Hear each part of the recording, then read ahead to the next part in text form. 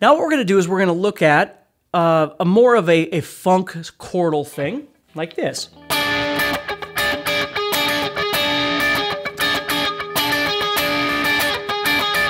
And what I'm doing is I'm pressing on the 7th fret of the 3rd string with my first finger. I'm pressing on the 9th fret of the 2nd string with my ring finger. And I'm pressing on the 10th fret of the 1st string with my pinky. So I have 7, 9, 10.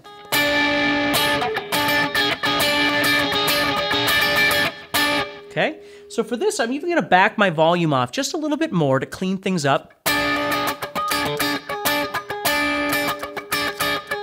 Now here is an instance where I'm going to close in because I have all of these strings up here that are available. They're available to vibrate, right? And I'm going to do the best I can to deaden those.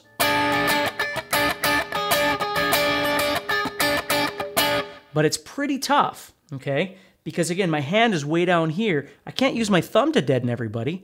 You might be able to, but that doesn't work for me. So I've got this middle finger available to try and deaden things as best as he can. That's why a lot of times when people see me playing chords, when they watch me play, they'll go, well, what was that chord you were doing with the middle finger? My middle finger is just trying to kill everybody above because he's a taller guy, right? So he's just trying to do the best he can to touch everything above there.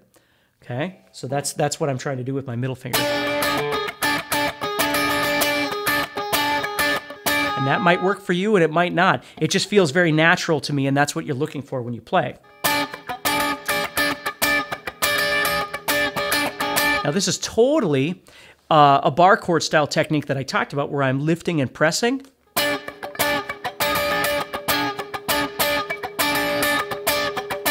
So let's try this rhythm. We're going to go bump, bump, ba-da-da-da-da.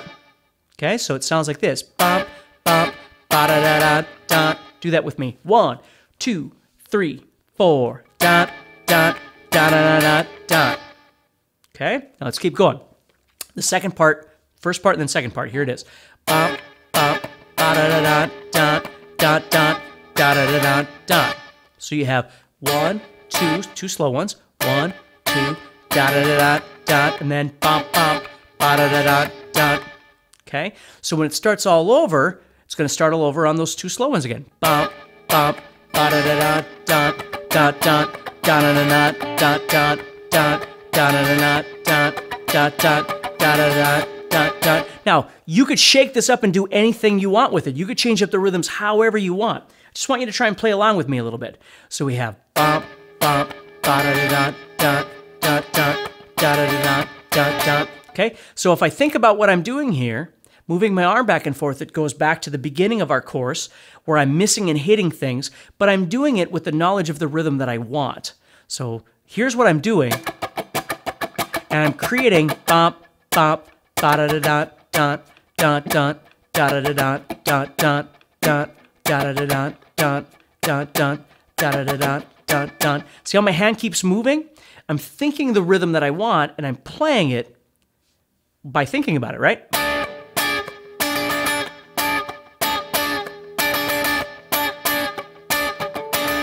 Now I'm going to start adding some scratching in between.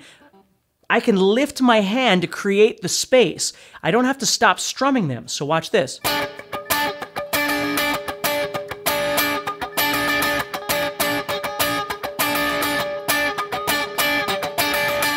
So all of a sudden, instead of missing things in various spots, which I could still do, I'm actually just moving and strumming everybody and then lifting and pressing.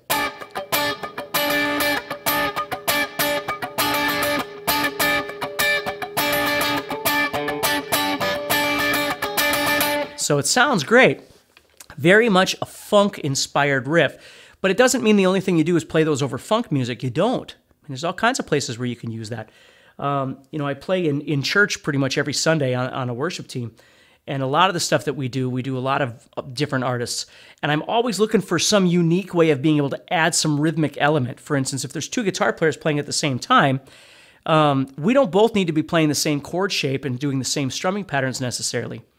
Depends on the song, of course, but there's a lot of opportunities for me to be doing some really unique things by creating different rhythms, by, you know, lifting and pressing, or by, you know, moving back and forth, or all kinds of different things like that. So I just want you to keep thinking about that as you're learning these parts. So this whole section is based off learning how to strum more than you need, but controlling those elements. You know what I mean? You're either controlling them by stopping the strings, or you're controlling them by touching all the other strings that you don't want so they don't start vibrating on you.